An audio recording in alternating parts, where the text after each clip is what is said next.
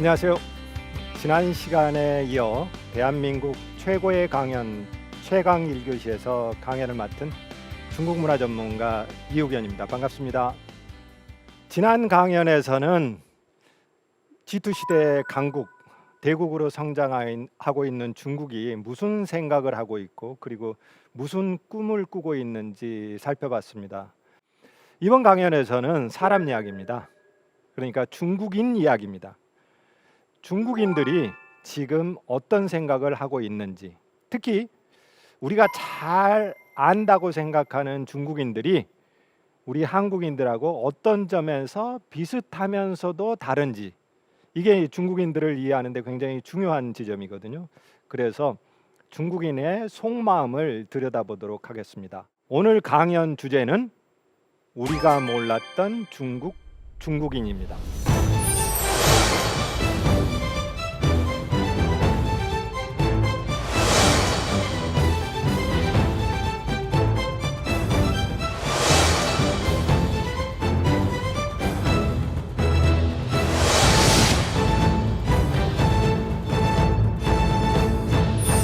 한 나라를 이해하는데 가장 중요한 것은 그 나라 사람들의 생각, 마음을 이해하는 것입니다.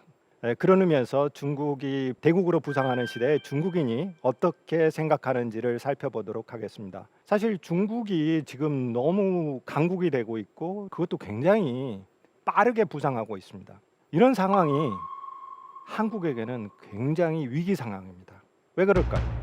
우리 역사 속에서 우리가 직면했던 위기의 경험을 살펴보면 이 시기가 굉장히 치명적인 위기 상황이라는 걸 알 수 있습니다. 우리 역사 속에서 그야말로 나라를 빼앗기거나 병자호란처럼 치욕을 당했을 때는 동아시아판이 흔들릴 때였어요. 그러니까 동아시아가 지각 변동이 일어나는 겁니다. 과거의 강자, 패권 국가가 흔들리고 동아시아의 신흥 강자가 부상하면서 기존의 세력판이 흔들릴 때 우리는 잘 대응을 못했어요.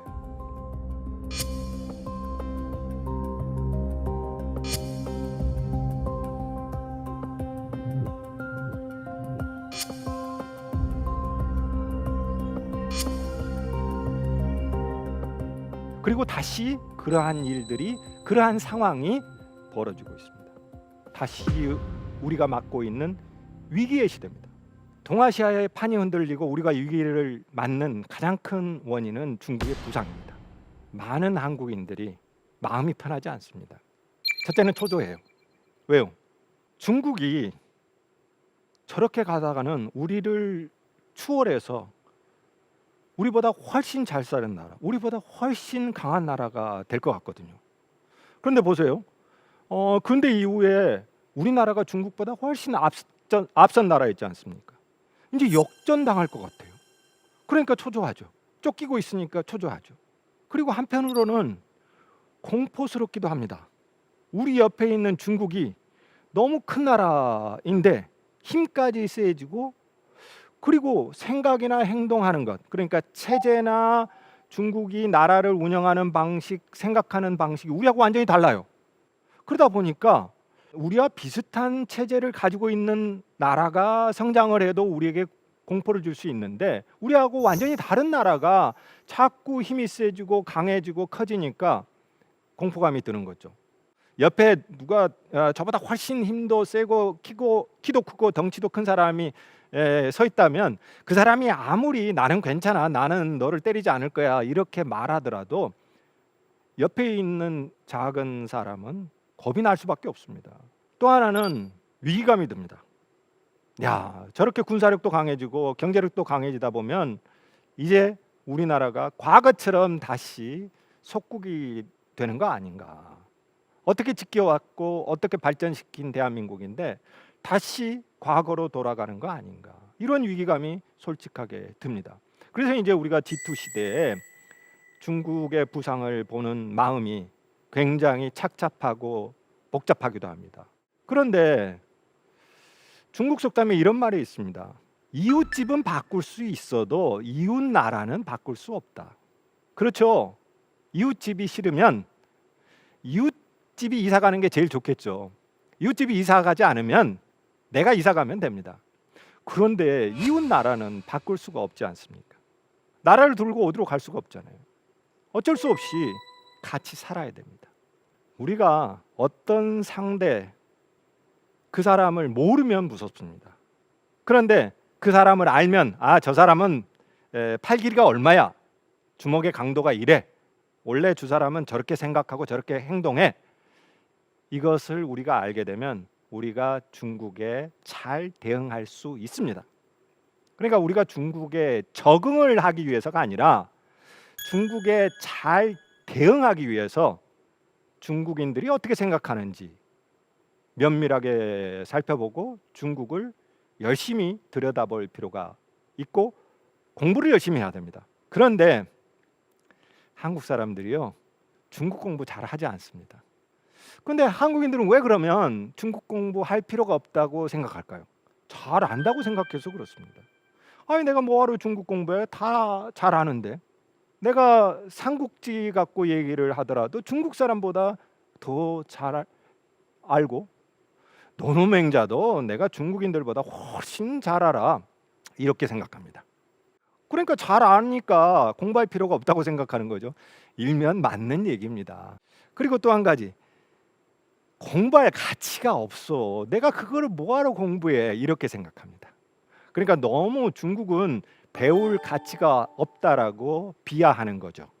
비하의 대상은 굳이 배울 필요가 없잖아요. 우리보다 더 낫고 잘나고 우리가 배울 만한 어떤 것이 있어야 공부할 가치가 있는데 중국은 그런 가치가 없어, 이렇게 생각하는 거죠.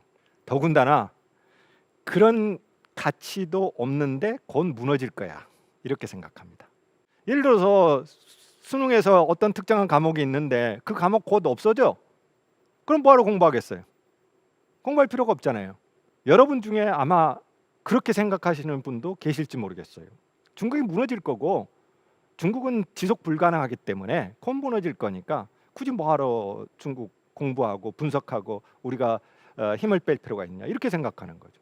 그런데 우리가 중국을 공부하지 않는 가장 큰 이유는 이겁니다. 너무 비슷하고 너무 오랫동안 사귀어왔고 교류해 온 겁니다. 싸우기도 하고 같이 즐겁기도 했고 그런 역사가 너무 긴 겁니다. 3,000년, 길게는 5,000년 동안 그렇게 이웃집에서 나란히 살아왔어요. 얼굴을 붉히기도 하고 같이 손을 잡기도 하고 이런 가운데 지내온 겁니다. 더군다나 이웃 나라일 뿐만 아니라 문화가 비슷합니다. 농경 문화죠.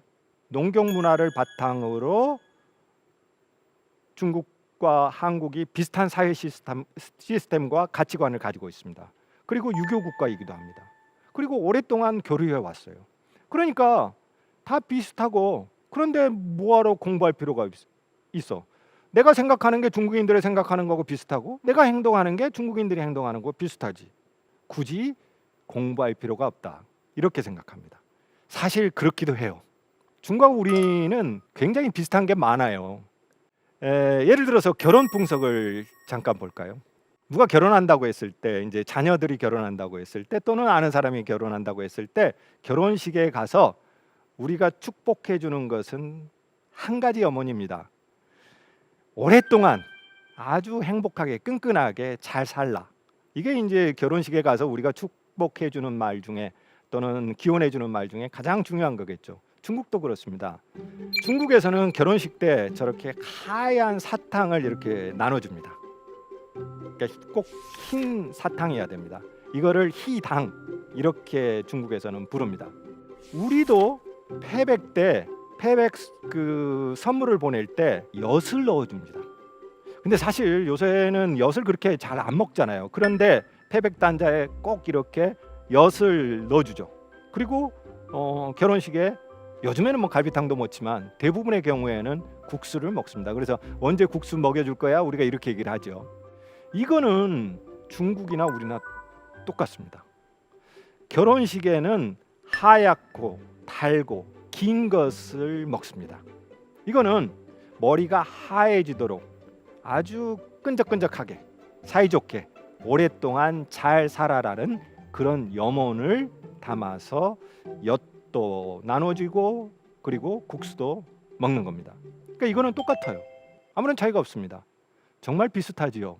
또 하나, 회식 문화도 비슷합니다. 우리나라 젊은 직장인들이 가장 고통스러워하는 게 이 회식 문화죠. 정말 회식 때문에 힘들다. 그런데 왜 이렇게 같이 밥을 먹는 회식이 중요할까요? 중국인들도 회식을 굉장히 중요하게 생각합니다. 물론 중국인들은 우리처럼 그렇게 자주 회식을 하지 않아요. 점심을 먹을 때는 그냥 각자 따라 먹고 그냥 회식하는 경우만 같이 모여 있습니다. 그런데 이제 우리는 더 심하죠. 점심 때도 모여 먹고 또 저녁 때 회식이라고 또 모여 먹고 그렇습니다. 이 회식 문화가 왜 그렇게 한국과 중국에 유행을 할까요? 이거는 같이 밥을 먹어야 관계, 그러니까 인간 사이의 네트워크죠. 이게 시작되기 때문에 그렇습니다. 예를 들어서 가족끼리는, 형제끼리는 어떤 형제가 조금 힘들 때, 경제적으로도 어렵고 또 힘든 상황에 처졌을 때 힘을 보태주고 경제적으로도 도와줍니다. 네건 내 것이 별로 없습니다. 왜 그렇게 도와줄까요? 문화적으로 설명하면 그렇습니다. 형제 사이는 같은 어머니의 젖을 먹었기 때문에 그렇습니다. 같은 것을 먹었어요. 똑같은 것을. 그러니까 너나 없이 나눠주는 겁니다. 그러면 같은 마을 사람들은 뭘 같이 먹었을까요? 한 마을에 있는 우물, 그 우물물을 같이 마신 겁니다. 그래서 같은 동네 사람, 마을 사람끼리는 서로 도와주는 겁니다. 중국은 이런 의식이 굉장히 강하죠. 그러니까 같이 먹는다는 것, 같이 밥을 먹는다라는 게 인간적인 네트워크를 만드는데 출발점이 되는 것이죠. 그래서 회식이 중요합니다. 이 문화는 중국이나 우리나 똑같습니다. 그러니까 문화적으로 보자면 중국이나 우리하고 굉장히 비슷한 게 많아요. 그래서 이제 한국인들이 다 비슷한데 뭐하러 공부해? 다 알아. 이렇게 생각하는 거죠.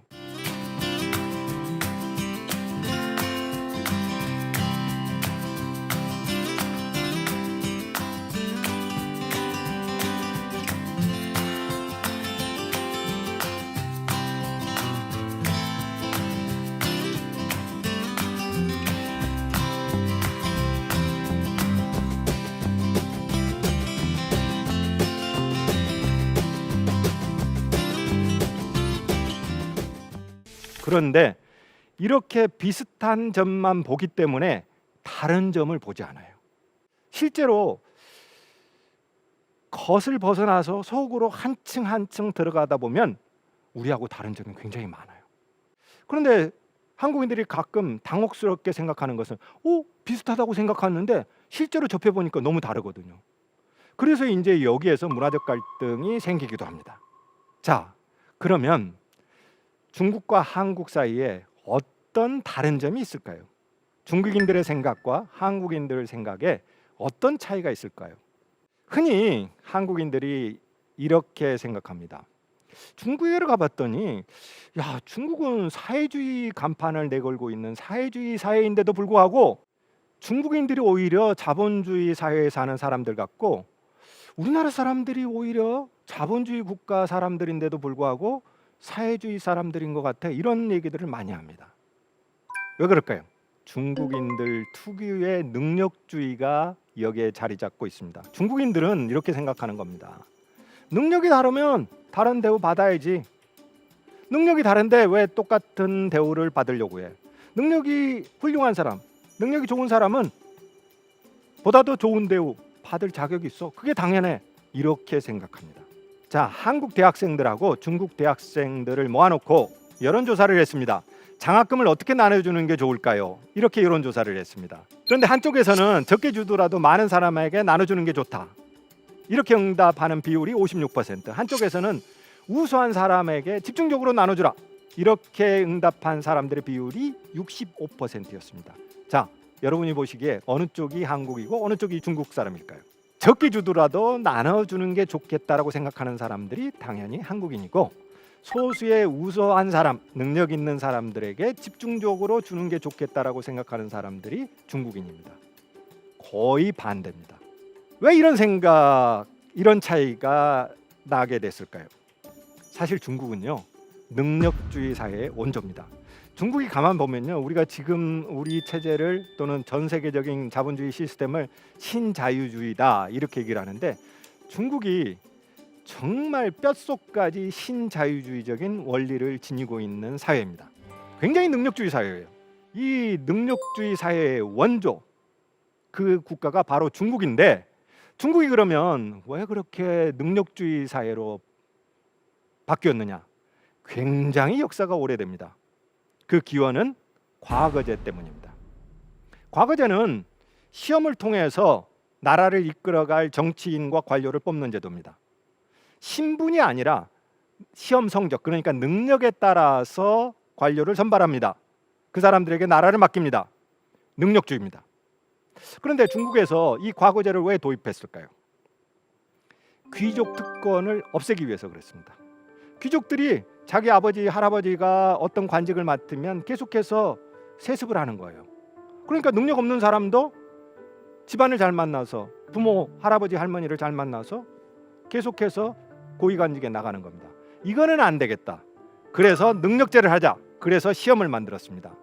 이거는 귀족제도, 이 특권층을 해체하고 황제의 권력을 강화시키려는 의도도 있었어요. 그래서 이제 수나라 때부터 과거제도가 도입되는 거죠. 이 과거제가 도입이 되니까 누가 반대했겠어요? 당연히 귀족들은 반대합니다. 자기 특권이 없어지잖아요. 권력층들이 다 반대할 수밖에 없죠. 그래서 수나라 때 시행을 했는데 당나라 때까지도 이게 정착이 안 돼요. 기득권층이 당연히 반발하겠죠. 그래서 송나라 때 접어든 이후에야 비로소 이 과거제도가 정착이 됩니다. 송나라 때는 우리 고려 때거든요. 그때 이미 과거제도가 있었다는 거죠. 그래서 이 과거제도를 통해서 신분은 따지지 않는다. 오직 실력만 보겠다. 그 실력을 바탕으로 선발하겠다. 나라를 통치할 사람, 정치를 이끌어갈 사람을 통치하겠다. 이런 원리가 보급되기 시작을 합니다. 이때부터 이제 신분 사회는 없어집니다. 세습하는 사람은 오직 황제밖에 없어요. 그리고 나머지는 다 양민입니다. 그러니까 마치 지금 자본주의, 근대 자본주의 사회처럼 그렇게 바뀐 거예요. 이게 송나라 때부터 그랬어요. 물론 중국에도 천민이라는 게 있었어요. 그런데 천민은 아주 극악한 범죄를 지닌 소수, 아주 소수 사람들 뿐이었어요. 그리고 특정 기간이 지나면 양민으로 다시 올라옵니다. 그러니까 모든 사람이 양민이었던 거죠. 그러니까 오늘날 자본주의와 같은 그런 사회가 송나라 때부터, 능력주의 사회가 송나라 때부터 있었던 겁니다. 굉장히 오랜 역사적인 기원을 가지고 있는 겁니다. 근데 여러분이 보시기에는 그러면 고려 때 우리가 과거제를 도입해가지고 조선시대부터 과거제도를 본격적으로 시행을 하죠. 그러면 조선도 그랬는데 그럼 무슨 차이가 있습니까? 여기에 중요한 차이가 있어요. 뭐냐면 중국 송나라의 경우에는 귀족층, 그러니까 양반이 없었어요. 근데 우리는 양반이라는 걸 둔 채로 과거제도를 실시했던 거죠. 그러다 보니까 과거제라는 게 능력주의로만 작동되는 것이 아니라 양반이라는 세습 기득권층을 강화하는 수단, 도구로 전락한 겁니다. 그래서 지금도 우리가 능력주의 계속 외치는 거는 우리 사회에 그런 부분이 여전히, 조선시대 같은 그런 부분이 여전히 남아있기 때문에 그렇습니다. 이 능력주의는 성공과 실패는 개인의 능력 탓이라고 보는 겁니다. 그러면 국가는, 사회는 뭘 제공해 줍니까? 기회평등만 제공해 줍니다. 출발선이 비슷하게 설정이 됐다라면 당신 능력에 따라 더 많은 대우를 받는 건 그거는 자기 체험이고, 더 나쁜 대우를 받는 건 너 개인 책임이다. 국가가 보장해 주지 않는다. 결과의 평등은 보장해 주지 않습니다. 이게 중국 사회 원리입니다. 이 중국 사회 원리가 송나라 때부터 지속되어 온 겁니다. 아니 그러면 중국 사회주의지 않습니까? 이 능력주의 원리에서 벗어난 시기는 중국 역사에서 마오쩌둥이 통치하던 그 시기뿐이에요.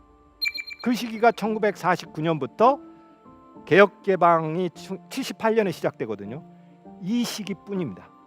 1949년부터 78년 말까지 약 30년의 기간이죠. 이 기간만 빼고는 중국은 원래 능력주의 사회였다는 거죠. 이게 이제 개혁 개방을 하면서 다시 중국 사회에 부활이 된 겁니다. 그래서 이제 우리가 보게 되면 야, 중국은 사회주의 국가인데 여전히 자본주의 국가, 역사적으로 여전히 있어왔던 능력주의 원리가 작동하는 사회, 이렇게 보이는 겁니다. 이런 능력주의는 사실 굉장한 개인주의입니다. 내가 능력이 있다라면 나한테 다른 대우를 해줘야 된다. 내가 다른 대우를 받는 게 당연하다. 이렇게 생각하는 거죠. 그러다 보니까 내가 속한 회사, 어떤 조직보다도 나를 먼저 생각합니다. 그래서 우리가 중국인을 만나게 되면 이런 생각을 하게 됩니다. 야, 중국은 사회주의 국가이고 우리와 똑같은 농경 문화를 가지고 있고 유교의 집단주의 문화의 영향을 받았는데 우리보다도 훨씬 개인주의가 강하다. 왜 그렇지? 이렇게 생각을 합니다. 여기에는 집단과 개인 사이에 우리하고 다른 원리가 작용을 하고 있습니다. 중국인들은요, 이렇게 생각을 합니다. 생각 그리고 인간관계의 출발점이 어디냐? 호수에 돌이 하나 떨어집니다. 그러면 그 호수에 떨어진 돌을 중심으로 파문이 생기겠죠. 돌이 떨어진 그 자리에는 파문이 넓고 굵을 겁니다. 그리고 멀리 갈수록 옅어질 겁니다. 세계 그리고 인간관계는 이렇게 형성된다라고 생각을 합니다. 그러니까 인간관계의 중심점에 나가 있는 거죠. 나를 중심으로 호수에 돌이 떨어지면 그 파문이 생기듯이 저렇게 나를 중심으로 인간관계, 세계가 확장된다라고 생각을 하는 겁니다. 그래서 중국의 유명한 인류학자인데, 중국을 대표하는 인류학자인데 페이시아오퉁이라는 사람이 있습니다. 이 사람이 이렇게 얘기를 합니다. 중국 전통 사회에서는 개인은 자기를 위해서 가족을 희생할 수 있고, 가족을 위해서는 당을 희생할 수 있고, 당을 위해서는 국가를 희생시킬 수 있고, 국가를 위해서는 천하를 희생시킬 수 있다. 이게 중국 사람들의 행동 원리라는 거예요. 그러면 중심은 뭡니까? 나입니다. 나를 중심으로 해서 세상을 보는 거죠. 그리고 나를 중심으로 해서 행동하는 것이죠. 나를 중심에 딱 세워놓고 나하고 가까운지 먼지, 친한지 친하지 않는지, 이것을 상대로 해서 상대방을 대하는 겁니다. 그래서 이러한 나를 중심으로 생각하는 중국인들의 의식을 자아주의라고 합니다. 자기중심주의죠. 이 자아주의는 개인주의하고 또 조금 다릅니다. 왜냐하면 서구 사람들 흔히 개인주의 사회라고 얘기를 하는데, 서구 사회는 그야말로 개인주의입니다. 근데 중국은 집단을 이루기는 해요. 그런데 나를 중심으로 집단을 이룹니다. 그 중심점이 나인 거죠. 그래서 이러한 중국인들의 인간관계주의를 자아주의, 이렇게 얘기를 합니다. 그러니까 나를 중심에 두고 나하고 가까운 사람들, 먼 사람들, 이 동심원에 따라서 차별 대우합니다. 가족이 제일 가깝겠죠. 그 다음에는 친구입니다. 친구도 등급이 있습니다. 진심을 나누는 친구, 그리고 오랫동안 사귄 친구, 그리고 좋은 친구. 그 다음에 아는 사람, 모르는 사람. 왜 저렇게 등급을 나누겠어요? 다른 대우를 하기 위해서요. 저를 중심에 두고 가까운 사람과 먼 사람 사이에 대우를 달리 해주는 거예요. 이게 차별의식입니다. 그러니까 중국인들의 의식 속에는 나를 중심에 두고서 평등의식이 없습니다. 모두 다 차별 대우하는 게 중국인들의 기본적인 사고라는 거죠. 인간관계만 그런 게 아닙니다. 내가 누구하고 사람 관계를 맺을 때만 그런 게 아니라 국가관계에서도 그렇습니다. 지금 중국의 외교 등급입니다. 저게 이제 중국을 중심에 두고서 여러 가지 등급을 나눠놨어요. 중국하고 가장 가까운 나라, 친한 나라, 그렇지 않은 나라, 계속 등급을 매깁니다. 중국하고 가장 가까운 나라는 당연히 지금은 북한입니다. 북한은 저 관계 속에 아예 동심원의 파문 속에 들어가지 않습니다. 그만큼 가깝다는 거죠. 가장 가까이 있는 나라 러시아입니다. 그 다음에 파키스탄. 우리는 어디에 있느냐? 3그룹쯤에 있습니다. 한국, 인도, 스리랑카, 이 그룹에 있죠. 근데 가만 보시면요, 좀 신기합니다. 저거는 나라의 크기하고 상관없습니다. 중국을 중심에 놓고 중국하고 얼마나 친하느냐, 이 관계에 따라서 구분한 겁니다. 그리고 다른 대접을 해줍니다. 미국은 어디 있을까요? 아예 밖에 있습니다. 이게 중국인들이 나를 중심으로 해서 개인 인간관계를 맺고 그 다음에 국가의 외교 관계를 처리하는 기준이 됩니다. 굉장히 자기중심적이죠. 그러니까 흔히 유교 문화도 같고 그다음에 농경 문화도 같아서 한국인과 중국인 사이에 많은 유사점이 있다. 그리고 집단주의도 비슷하다. 이렇게 생각할 수 있지만 실은 보면 다른 겁니다. 우리는 한 집단에 속해 있으면 다 친해요. 얼굴 몰라도 나하고 친하지 않아도 그냥 인간관계가 생깁니다. 집단으로 모이는 거죠. 근데 중국인들은 집단으로 모이긴 하지만 나를 중심으로 나하고 친한 사람들끼리만 인맥을 형성하고 집단을 이룬다라는 차이가 있습니다. 그러니까 우리가 중국인들을 이해할 때 집단주의라는 차원에서만 중국인들을 보면은 중국인들을 잘 이해하지 못하는 경우가 생기는 겁니다. 우리 많은 그 기업인들이 중국에 가서 사업을 할 때 애로를 겪는 점이 있습니다. 뭐냐면 아니 중국 사람들은 사장님을 봐도 뭐 인사를 하는 둥 마는 둥 하고 상사를 보더라도 뭐 고개를 숙이지도 않고 자기 동료처럼 대한다. 더구나 신입사원들도 그렇다. 왜 그렇지? 아니 저 공자님 후손 아니야? 저 사람들은 왜 이렇게 예를 몰라? 이렇게 생각하는 사람들이 많습니다. 그리고 어떤 경우에는 불편해하기도 합니다. 뭐 차 문도 열어주지 않고 그런 사례들이 이제 굉장히 많이 나오는 거죠. 왜 그럴까요? 사실 우리가 중국을 유교 국가라고 생각하지만 지금 중국에는 유교적인 애절과 문화가 일상생활에서는 거의 찾아보지 못할 정도로 많이 없어졌어요. 사실 우리는 아직도 유교적인 전통이 굉장히 많이 남아 있습니다. 그런데 중국과 우리가 똑같은 유교 국가지만 안을 이렇게 잘 들여다보면 유교 원리가 달랐어요. 우리는 유교 중에서도 조선시대부터 주작을 받아들입니다. 그리고 조선시대의 건국 이념이 주작이었기 때문에 온 나라를 주작의 나라로 만듭니다. 그래서 사실 일반 사람들은 주작 필요 없잖아요. 과거 볼 일도 아니고 주작이 무슨 필요가 있겠어요. 그런데도 불구하고 주작의 원리에 따라서 제사도 지내고 일상생활을 영위합니다. 뭐 양반이 아니라도 그래요. 그러니까 온전히 다 주작적 원리가 지배했던 거죠. 그러니까 유교적인 가부장제가 굉장히 강하죠. 그런데 여기에 일제강점기에 통해서 일본식 가부장제가 들어와요.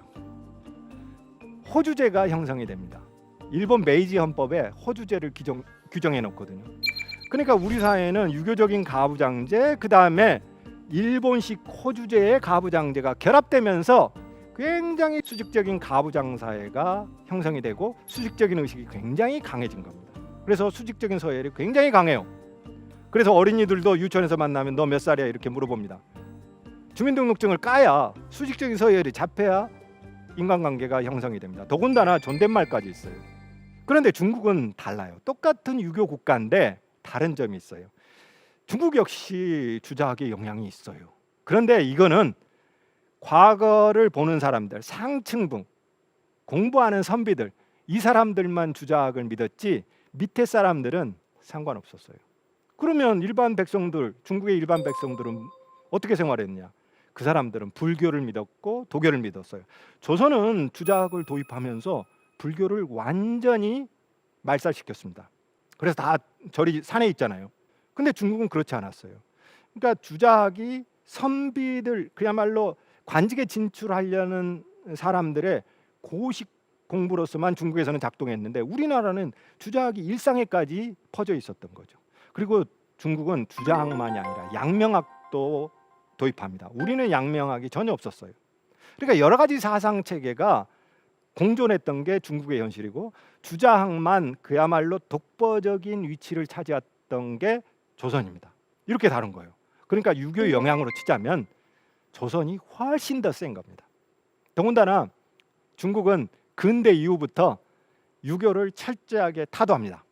우리가 공자님 말씀 때문에 유교 때문에 제국주의에게 이렇게 당했다. 유교를 버려야 중국이 산다. 공자님 말씀 이제는 버리자. 그러면서 공자를 타도하고 유교를 비판하는 운동이 근대 초기부터 시작을 해서 마오쩌둥 시기까지 지속됩니다. 어마어마한 시간 동안에 공자 비판 운동을 한 거죠. 그리고 사회주의 시대가 되면서 모든 사람들을 다 동지라고 똑같이 불러버린 겁니다. 뭐 직장 상사도 사장님도 기관장도 다 동지 이렇게 불러버린 거죠. 그러니까 수직적인 서열 의식이 굉장히 약해집니다. 그리고 중국에는 존댓말도 없어요. 그러니까 나이를 뛰어넘어서 친구 되는 경우가 굉장히 많은 거죠. 그러니까 이제 우리가 보기에는 중국은 수직적인 서열 문화가 없고 중국은 유교 국가가 아닌 것처럼 보일 수 있습니다. 그러니까 우리가 유교라는 기준으로 중국을 보게 되면 중국의 모든 것이 잘 보이지 않는, 우리하고 다른 부분을 보지 못하는 우를 범할 수 있는 겁니다.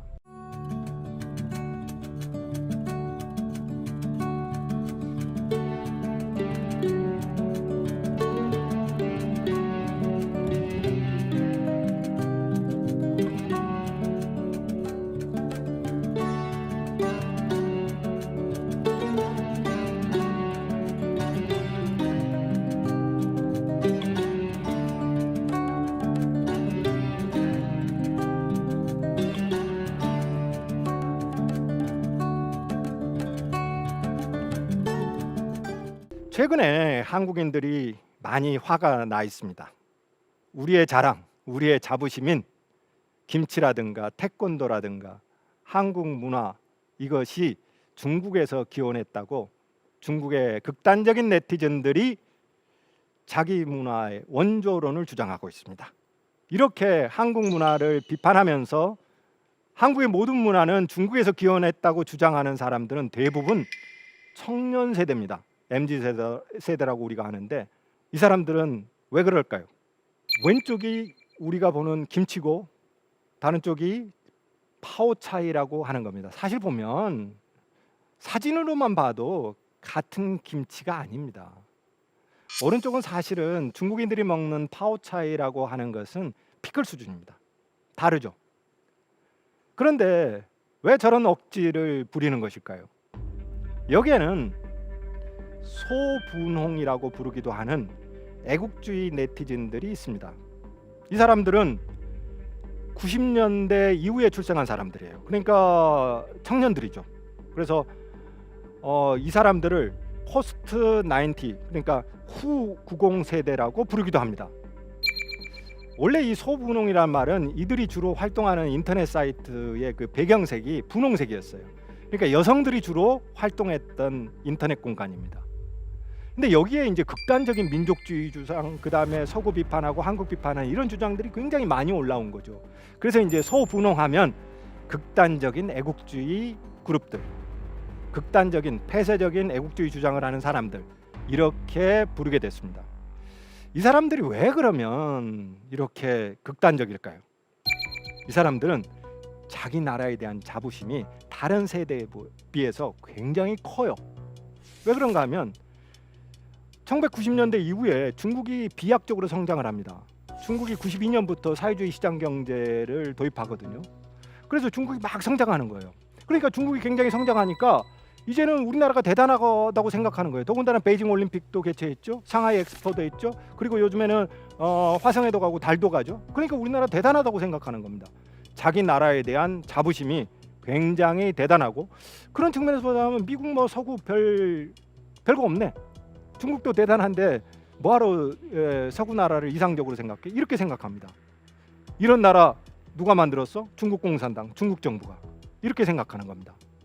그러니까 이제 중국에 대한 애국심, 중국 공산당에 대한 충성도, 이게 굉장히 커진 거죠. 이 사람들이 한중 사이에 문화적 갈등을 낳는 당사자들입니다. 여러분들이 아마 짐작을 하셨을 텐데 한류 사진을 올리고 김치 사진을 올리고 하는 사람들이 바로 이 세대들입니다.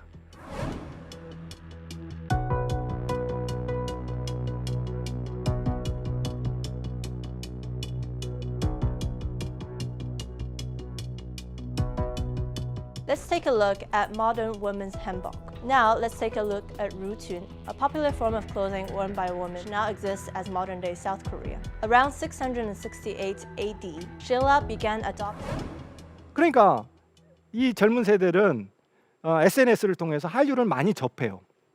그런데 요즘 한류가 세계적으로 강세를 보이면서 대중문화 영역에서 굉장히 한류가 아주 유행을 타고 있지 않습니까? 그러니까 이 사람들 마음이 불편한 겁니다. 이 사람들은 원래 중국 문화에 대한 자부심, 그리고 기본적으로 한국 문화는 다 중국에서 기원했다고 이런 자부심을 갖고 있는 사람들이에요. 그런데 세계 사람들이 요즘에는 K-좀비를 비롯해서 한류 컨텐츠를 보다 보니까 동아시아의 문화가 다 한국에서 기원했네? 이렇게 생각하는 사람들이 계속 늘어가고 있다는 거죠. 그러니까 자존심이 상해요. 자신들은 중국 문화에 대한 우월감을 가지고 있는데 세계 사람들은 그렇지 않은 거죠. 한류 문화가 동아시아의 문화의 대표, 상징으로 계속 부각되고 있는 겁니다. 이게 불편해요. 더군다나 이 사람들은 애국주의가 강하잖아요. 이 현실이 불편해서 이제 한국을 공격하는 겁니다. 그러니까 문화적 애국주의가 굉장히 강한 세대인 거죠. 더군다나요, 중국이 애국주의 이게 이제 전 사회적으로 굉장히 퍼지면서 그러한 편협한 애국주의 주장을 하면 할수록 그 주장을 SNS에 올리면 올릴수록 많이 퍼져요. 클릭수도 많아져요. 그러면 무슨 좋은 점이 있겠어요? 돈이 들어오죠. 그러니까 애국주의가 돈이 되는 겁니다. 애국 상업주의죠. 그래서 이러한 주장들이 계속 퍼져갑니다. 더군다나 최근에는 이 애국주의가 팬클럽식으로 바뀌고 있습니다. 그러니까 내 아이돌을 좋아하듯이 아이돌 자리에 중국을 놓고 중국을 아이돌, 오빠 이렇게 생각하면서 우리 중국을 지켜야 된다. 우리 중국을 욕하는 사람들은 다 나쁘다. 내가 지키지 않으면 누가 우리 중국을 지키느냐. 이런 생각을 하게 됩니다.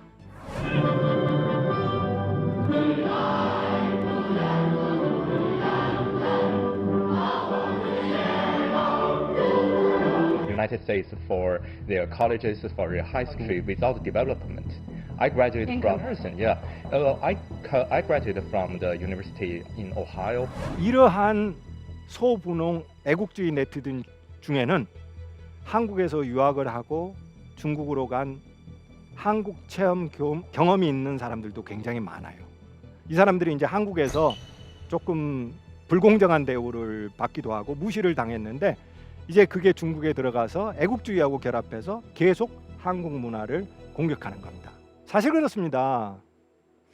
문화에서 기원을 따지는 것은 어리석은 일입니다. 문화는 뒤섞이는 게 그 원리입니다. 서구 문화 보세요. 다 그리스 로마에서 기원했잖아요. 그러면 프랑스 문화, 독일 문화, 미국 문화 다 의미 없습니까? 그렇지는 않잖아요. 그리스에서 세계적인 철학자 배출했다고 해서 지금도 그리스가 철학 강국입니까? 아니잖아요. 문화에서 기원을 찾는 것은 어리석은 일입니다. 중요한 것은 지금 문화적인 힘입니다. 그리고 문화를 발전시키고 변화시키는 겁니다. 한국이 지금 중국 문화보다 훨씬 더 높은 수준에 있습니다. 세계인들이 중국 문화보다 더 한국 문화를 사랑합니다. 우리가 이 문화적 자부심을 가질 필요가 있습니다. 우리가 기원 논쟁, 그러니까 편협한 애국주의에서 나오는 중국 소분홍 네티즌들의 기원 논쟁에 휘말릴 필요가 없이 우리가 좀 더 한국 문화를 한 차원 높은 수준의 세계적인 문화로 창조하고 발전시키는 것이 더 중요한 우리의 과제입니다. 중국과 미국이 이렇게 싸우다 보니까 한국인들이 굉장한 위기감도 갖고 초조감도 생기고 공포심도 생기고, 야, 이렇게 싸우는데 우리 어떻게 해야지? 우리는 어떤 선택을 해야지? 이렇게 생각합니다. 그리고 눈치를 봐요. 중국 편에 설까? 미국 편에 설까? 야, 중국이 이러면 우리가 잘못한 거 아니야? 미국이 이러면 잘못한 거 아니야? 이렇게 생각을 합니다. 자신감을 잃어버렸어요. 한국인들은 왜 자신감을 잃어버린 걸까요? 사실 삼전도비에서 우리가 얻을 수 있는 교훈은 그런 치욕의 역사를 반복하지 않아야 된다라는 거죠. 그런데 지금 한국은 삼전도의 굴욕을 치욕을 겪던 시대의 조선이 아니에요. 그리고 과거 미국 원조에 의존하던 한국도 아닙니다. 초콜릿 우유 무상 원조 받던 한국이 아닙니다. 지난번 대통령 방미했을 때 우리나라 기업들이 미국에 44조 원을 투자했습니다. 바이든이 한국 기업들의 투자를 간절하게 요청했습니다. 과거의 조선이 아니고 6.25 직전에 피폐된 한국도 아닙니다. 한국인들이 보다 자존심 챙길 필요 있습니다. 자신감을 챙길 필요가 있습니다. 충분히 그런 자신감을 가질 만합니다. 우리가 눈치를 보지 말고 우리의 자신감을 가지고서 중국을 볼 필요가 있고 미국을 볼 필요가 있습니다. 그렇다면 우리가 어떤 눈으로 중국을 보는 게 좋을까요? 역사에서 하나의 사례, 우리 역사에 있는 선배님의 말씀, 선배님의 사례를 한번 살펴보도록 하겠습니다. 박지원입니다. 박지원이 1780년에 중국에 갑니다. 집안 친척이 청나라 사신으로 가는데 그때 이제 강희 황제의 생일 축하연으로 가는데 이제 따라가게 됩니다. 박지원이 정말 신이 났어요. 드디어 이제 꿈에 그리던 중국, 그러니까 청나라에 가보는구나 이렇게 생각을 했죠.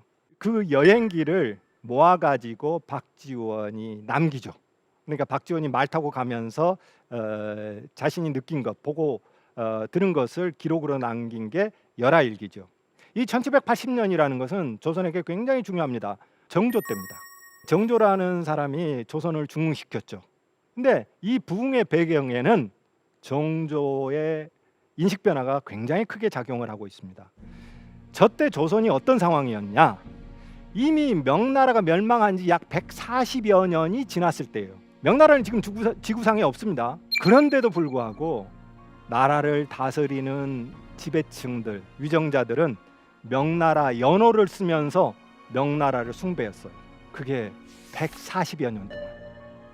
아니 명나라 없어진 지 140여 년도 더 넘었어요. 그런데 명나라를 숭배한 거예요.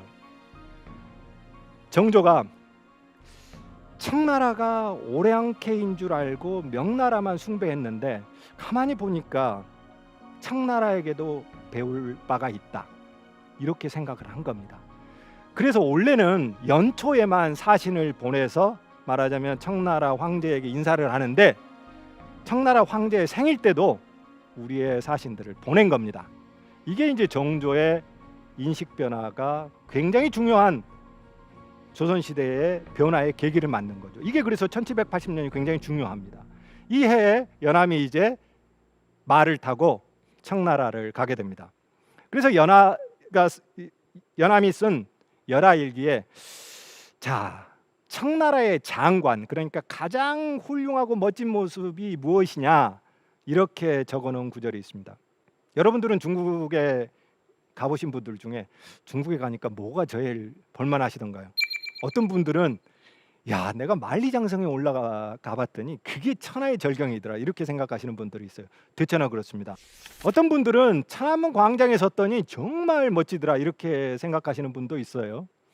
천안문 광장에 가실 때는요, 저 중앙선에 서 보셔야 됩니다. 이게 세상을 관통하는 중앙선입니다. 거기에 오송홍기를 꽂는 기봉이 있고 그리고 마오 사진이 절반으로 정확하게 갈라집니다.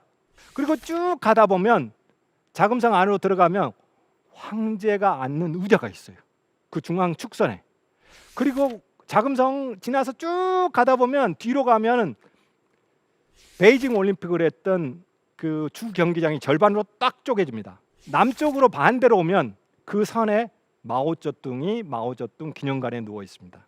그래서 천안문 광장에 가시면 꼭 거기 서 보시기 바랍니다. 옛날 중국인들은 이게 세상의 중심 축선이라고 생각했어요.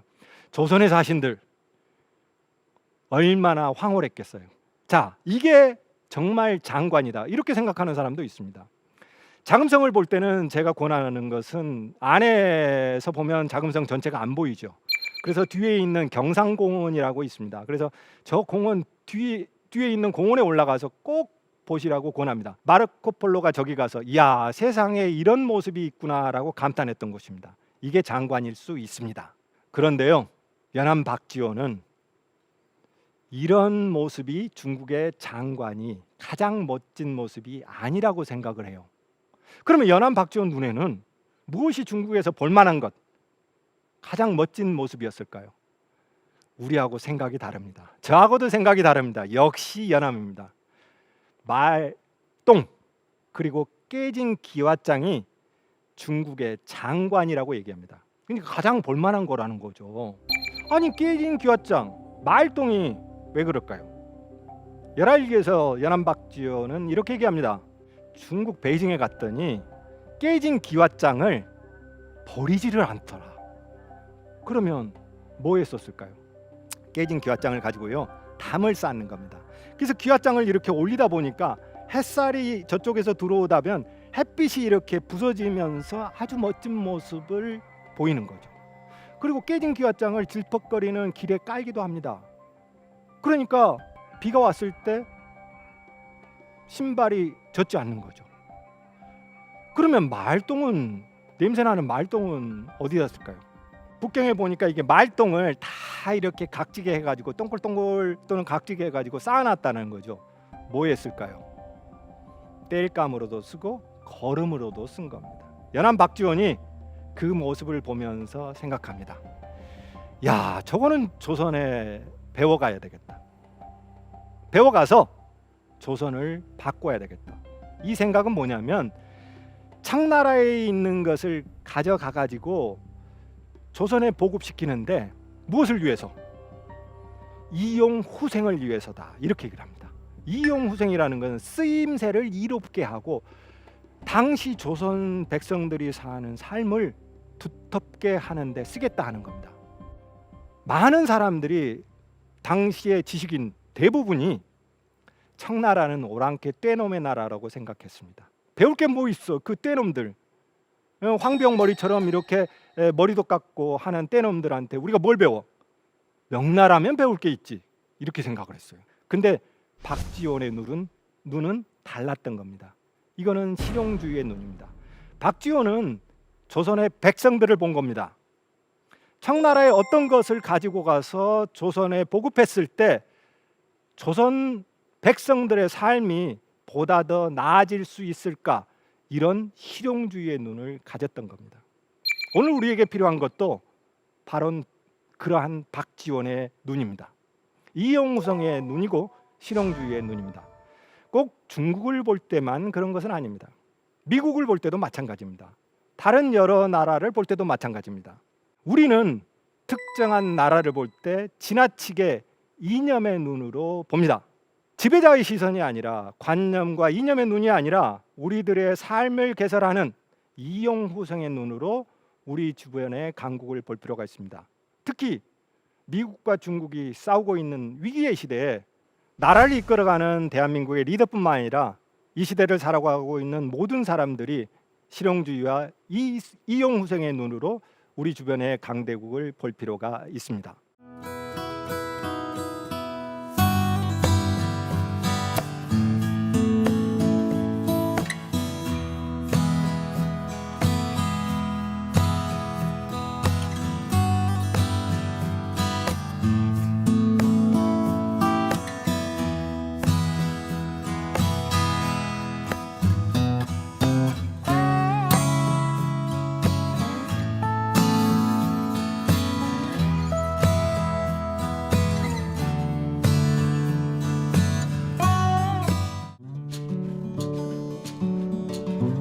박주구검이 아니라 실사구시에 우리 미래가 있다.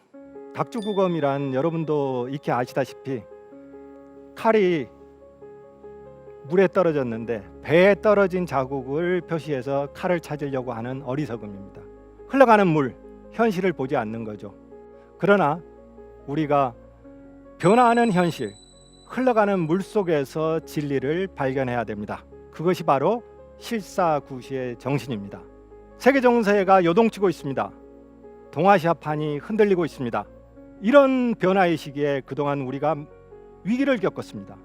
다시는 이런 위기를 반복하면 안 됩니다. G2 대립이 격화되면서 우리가 직면하고 있는 이 위기의 시대, 도전의 시대에 실사구시의 정신으로 대한민국의 미래를 개척해 나가길 바라겠습니다. 지금까지 대한민국 최고의 강연 최강 1교시 이욱연이었습니다. 고맙습니다.